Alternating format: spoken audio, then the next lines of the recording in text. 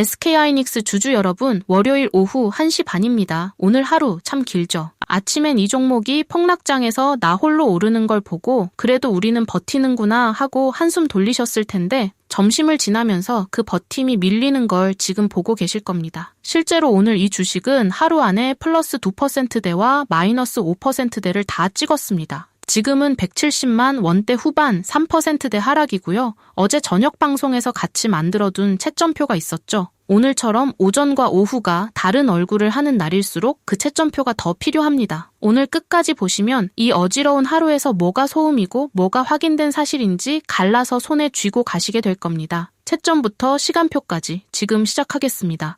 오늘 하루 흐름부터 정확히 보겠습니다. 이 주식은 5%대 하락으로 문을 열었다가 오전에 한때 189만 원대 플러스 2%대까지 치솟았습니다. 그러다 점심 무렵부터 시장 전체와 같이 밀려서 173만 원대 마이너스 5%대 저가까지 내려갔고 지금은 170만 원대 후반입니다. 하루 진폭이 8%포인트가 넘습니다. 말 그대로 극과 극의 하루고요. 시장 전체도 같은 그림입니다. 코스피는 오전에 보합 코합까지 되돌렸다가 오후 들어 4%대 하락으로 다시 밀렸고 11시 21분엔 매도 사이드카까지 발동됐습니다. 올해 20번째입니다. 이 어지러운 그림이 오늘 방송의 출발점입니다.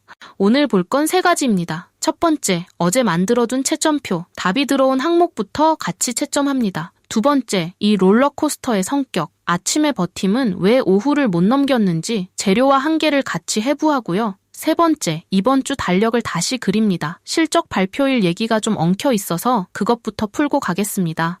결론부터 먼저 놓고 시작하겠습니다. 오늘 하루가 보여준 건 하나입니다. 지금 이 장에서는 장중 어느 한순간도 판정의 근거가 못 된다는 것. 아침에 플러스 2%도 오후에 마이너스 5%도 이 회사 뉴스로 생긴 게 아니거든요. 회사에서 나온 새 소식은 오늘 하나도 없었습니다. 회사의 날, 그러니까 실적 발표는 아직 오지 않았습니다. 발표일이 자료마다 다르게 적혀 있어서 이건 공시로 확정되는 날짜를 기준으로 잡는 게 맞고요. 그때까지 우리가 할 일은 확인입니다. 확인 목록 5개 마지막에 정리해 드리겠습니다.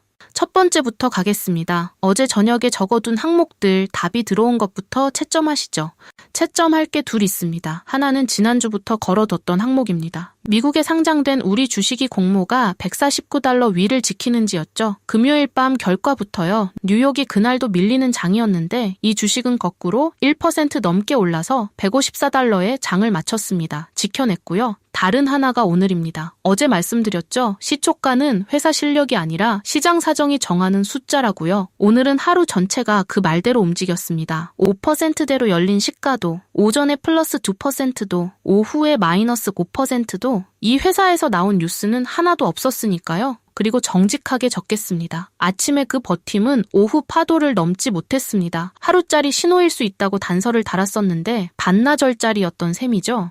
그럼 왜 따로 움직였을까요? 이유를 전부 알 수는 없습니다만 짚히는 재료가 셋 있습니다. 하나, 미국 쪽 시세가 먼저 버텨줬습니다. 우리 장이 닫혀있던 사흘 동안 나스닥에 있는 우리 주식이 혼자 켜져 있던 시세판 노릇을 했는데 그 시세판이 금요일에 바닥권에서 오르며 마감했거든요. 밤사이 미국 돈이 먼저 투표를 해준 셈이죠. 둘, 눈높이가 이미 내려와 있었습니다. 고점에서 3분의 1 넘게 내려온 데다 증권가 전망 하향까지 지난주에 먼저 나왔죠. 나쁜 소식이 상당 부분 가격에 미리 들어가 있었다고 볼 수 있다는 거죠. 셋, 매출의 절반가량이 미리 가격을 정해둔 장기 계약이라는 구조거든요. 시장이 급등락할 때 양쪽으로 완충이 되는 체질입니다. 자, 그럼 이 재료들이 틀린 걸까요? 아닙니다. 이 셋은 오후에도 그대로 있습니다. 다만 오늘 오후처럼 시장 전체가 사이드카까지 밟는 파도 앞에서는 종목 하나의 버팀 재료가 힘을 못 씁니다. 그 와중에도 여러분, 지금 이 종목의 낙폭은 지수보다 얕습니다. 그건 지금도 사실입니다.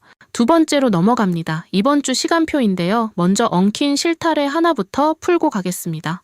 실적 발표일 얘기입니다. 시장의 돈은 일정표마다 날짜가 다릅니다. 이번 주로 적어둔 것도 있고 다음 주 수요일 29일로 적어둔 것도 있어요. 이런 건 회사가 공시로 확정하는 날짜가 정답입니다. 공시가 뜨는 대로 그날 바로 전해드리겠고요. 그 전까지는 발표일을 못 박지 않겠습니다. 대신 이번 주에 확정된 반도체 수요를 확인할 행사가 둘 있습니다. 수요일 밤 갤럭시 언팩, 그리고 목요일 새벽 알파벳 실적입니다. 실적 날짜가 흔들려도 이 둘은 달력에 박혀 있으니까 이번 주는 이 두 개를 나침반 삼아 가는 게 맞습니다. 왜 알파벳이냐, 사슬을 그려보면 이렇습니다. 알파벳이 AI에 돈을 계속 쓰겠다고 하면 그 돈은 데이터 센터로 가고, 데이터 센터는 메모리를 주문하고, 그 주문서의 제일 앞줄에 우리 회사가 있습니다. 지난주 급락의 반가소해 중 하나가 중국 AI 회사 문샷이 내놓은 새 모델이었죠. 비싼 칩을 그만큼 안 써도 되는 것 아니냐는 걱정이요. 그 걱정에 대한 첫 공식 답변이 한국 시간 목요일 새벽 5시 반 알파벳 실적 발표에서 나옵니다. 코스피 영업이익의 3분의 2가 삼성전자와 우리 회사 반도체 두 종목에서 나온다는 집계도 있으니까요. 목요일 새벽 답안지는 우리 종목만이 아니라 지수 전체의 답안지가 되겠죠. 자, 세 번째입니다. 실적을 두고 나오는 기대에 못 미칠 수 있다는 얘기, 그 얘기가 지금 어느 정도 무게인지 다시 짚어드리겠습니다.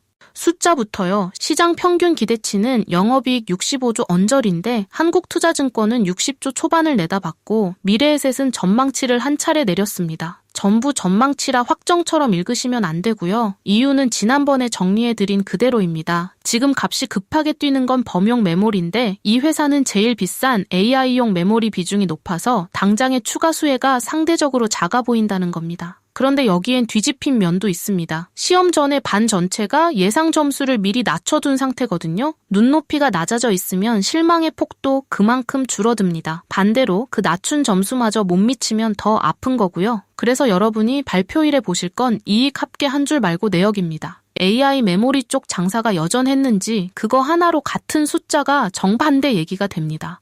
반대쪽 경고도 그대로 올려놓겠습니다. 하나, 오후에 찍은 저가 173만 원대를 마감까지 다시 깰 수 있습니다. 사이드카가 발동된 날 오후는 원래 그런 시간입니다. 둘, 미국 반도체에 붙은 약세장이라는 딱지는 그대로 붙어 있습니다. 셋, 기름값이 오늘 아시아 시장에서도 2%대로 더 올랐습니다. 물가와 금리를 자극하는 재료라 반도체만 좋다고 지수가 가볍게 뜨기 어려운 판이고요. 넷, 다음 주엔 중국 메모리 회사 CXMT의 상하이 상장이 잡혀 있습니다. 메모리 공급 걱정을 다시 키울 수 있는 재료니까 이번 주가 좋게 끝나도 그 재료는 남는다는 것까지 적어두겠습니다. 그래도 하나는 분명합니다. 이 경고 넷 중 어느 것도 오늘 아침에 그 받는 손을 지우지는 못했습니다.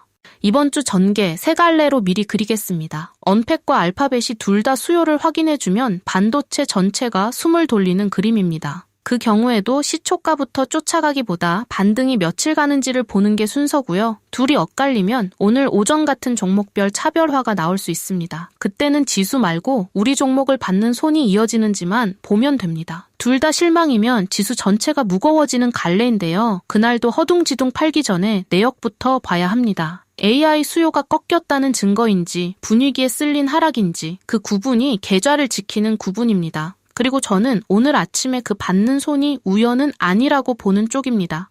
계좌 상황별로 정리해드리겠습니다. 오래 들고 계신 분들 오늘 하루의 교훈은 하나입니다. 아침에 플러스에 마음 놓는 것도 오후에 마이너스에 마음 무너지는 것도 오늘은 둘 다 근거가 얇습니다. 회사 뉴스가 없었던 날이니까요. 장중 숫제 장기 판단을 실을 이유가 없다는 게 하루 안에 2번 확인된 셈이고요. 위에서 물리신 분들 하루 안에 급등락의 탈출 계획을 다시 짜는 건 순서가 아닙니다. 목요일 새벽 답안지까지 보고 움직여도 늦지 않습니다. 새로 보고 계신 분들 이번 주는 하루 안에 4%가 오가는 한 주입니다. 이런 주에 하는 추격 매수는 투자라기보다 반사신경 테스트에 가까워요. 이벤트 결과와 시장 반응까지 보고 판단하셔도 충분합니다.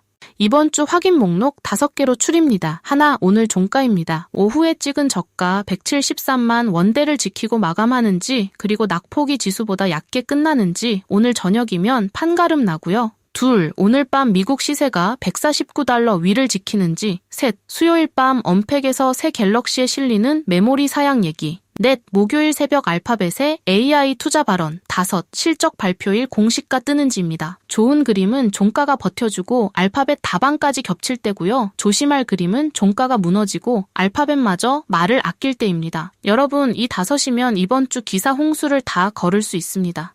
오늘 정리 한 문장입니다. 시장은 하루 안에 극과 극을 다 찍었는데 이 회사의 뉴스는 하나도 없었다. 그러니 판정은 장중 숫자가 아니라 오늘 종가와 목요일 새벽부터다. 이거 하나 들고 가시면 됩니다. 그런데 목요일 새벽 5시 반 발표를 생방으로 챙기는 건 솔직히 직장인에겐 무리입니다. 아침에 눈 뜨면 이미 해석 기사가 쏟아진 뒤고요. 그래서 같은 종목 들고 계신 분들이 모여있는 소통방을 운영하고 있습니다. 이런 새벽 이벤트가 있는 날은 아침에 눈 떴을 때 정리본이 먼저 와 있는 구조고요. 방에서는 AI가 실적 내역과 수급, 오늘 같은 장중 특이 움직임까지 날마다 묶어서 브리핑해 드립니다. 공부로 기초를 세우고 싶으신 분들께는 정말 도움이 되는 책도 준비해 뒀습니다. 조건 없이 무료니까 설명란과 고정 댓글 확인하시고 신청해 주시면 바로 보내드릴게요. 늘 드리는 말씀이지만 분명히 하겠습니다. 여기는 리딩방이 아니고 어떤 수익도 보장해 드릴 수 없습니다. 구독과 좋아요 눌러주시고 댓글에 구독 완료 남겨주시면 감사 인사드리겠습니다. 링크는 더보기와 고정 댓글에서 확인하시면 됩니다.